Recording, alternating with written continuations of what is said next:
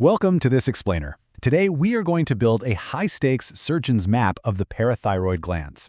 This comprehensive breakdown was meticulously put together by Palak Goyal under the expert guidance of Dr. Bhavani Rao sir, and is perfectly aligned with NMC guidelines. So if you've ever wondered how surgeons successfully navigate one of the most anatomically unpredictable regions in the entire human body, well, you are in exactly the right place. Let's dive in. Here's a quick look at our roadmap for mastering this topic. First up, the Great Descent. Second, comparing the superior versus inferior glands. Third, we'll cover their crucial vascular supply. And finally, we'll apply all of this directly to surgical anatomy. All right, starting with Section 1, the Great Descent, tracing the embryological origins. Understanding where these vital little structures come from is absolutely crucial for predicting where they'll ultimately end up. But before we trace their developmental path, I want you to burn this description into your mind. Normal parathyroid glands are remarkably tiny. They're typically described as being a Portland brick color, kind of yellowish-brown, and they weigh a mere 30 milligrams. Just think about that for a second.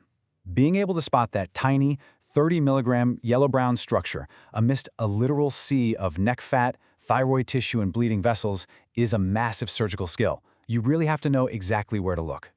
But here is the major challenge for any endocrine surgeon. These glands aren't always where they're supposed to be.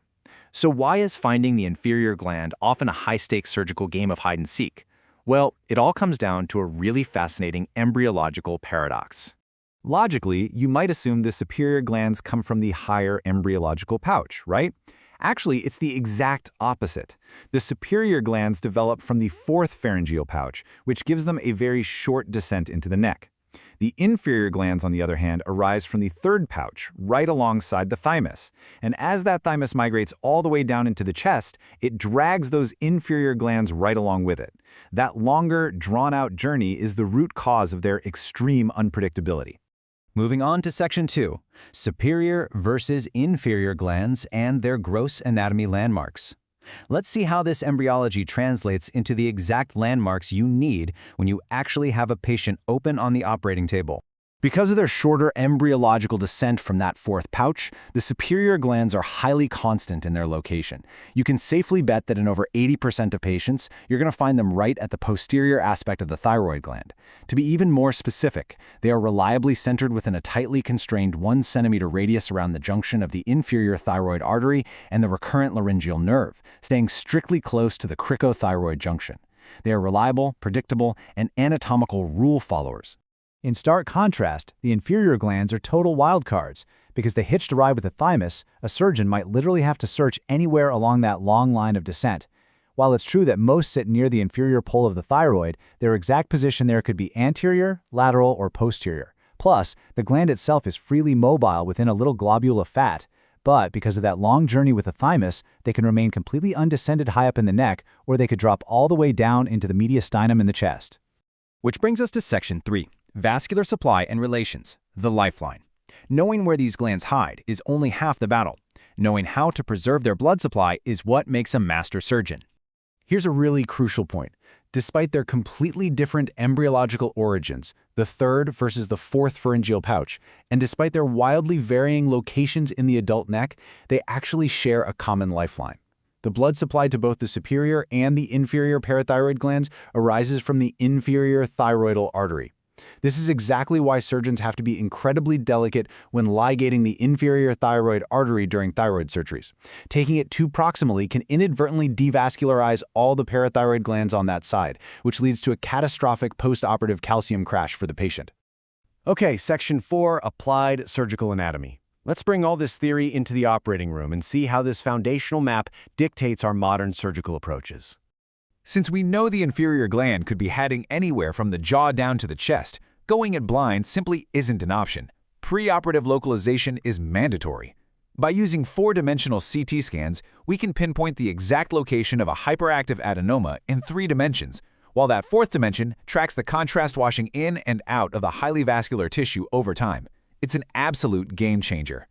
Once you're actually in there and navigating the fascial planes of the neck, a mobilized parathyroid adenoma can be safely isolated on its vascular pedicle, that delicate branch coming off the inferior thyroid artery we just talked about. It takes on a classic, slightly enlarged, fleshy appearance, which helps you distinguish it from all the surrounding yellow fat. Based on our anatomical map and the preoperative imaging, surgeons basically choose between two main approaches. If nuclear imaging, like a sestamibi scan, points perfectly to a single localized adenoma, the surgeon can perform a minimally invasive parathyroidectomy, usually through a tiny incision of less than 3 centimeters. But if the imaging is negative or unclear, what we call discordant, the surgeon has to perform a traditional bilateral neck exploration. This means fully opening the neck to physically hunt down all 4 glands, based on those embryological pathways. Now, if a surgeon opts for that minimally invasive approach and only removes a single gland, how do they know they actually cured the patient without looking at the other 3? Well, we rely on the Miami criteria. It perfectly marries physiology with surgical excision. You see, parathyroid hormone, or PTH, has an incredibly short half-life of just 3 to 5 minutes in the blood. By drawing the patient's blood during the surgery, we can watch those hormone levels plummet in real time. If the PTH drops into the normal range and falls to less than half of its maximum preoperative value exactly 10 minutes after removing the gland, boom! The surgeon knows they got the culprit, the surgery's a success, and they can close the neck. Throughout any exploration, whether it's minimally invasive or bilateral, maintaining a crystal clear visual field is absolutely paramount. In a bloodless, precise dissection, the goal isn't just finding those Portland brick glands. It's about preserving the recurrent laryngeal nerve, which sits in dangerously close proximity. Accidentally damaging that nerve means the patient could lose their voice permanently, and nobody wants that. So, we've built a solid foundation today. We've traced the descent of these glands to their hiding spots, and we've applied all of that to surgical extraction.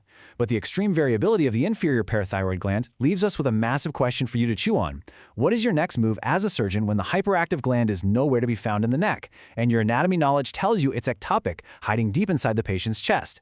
That is where true surgical mastery is tested. Thanks for hanging out with me for this explainer, and I'll catch you in the next one.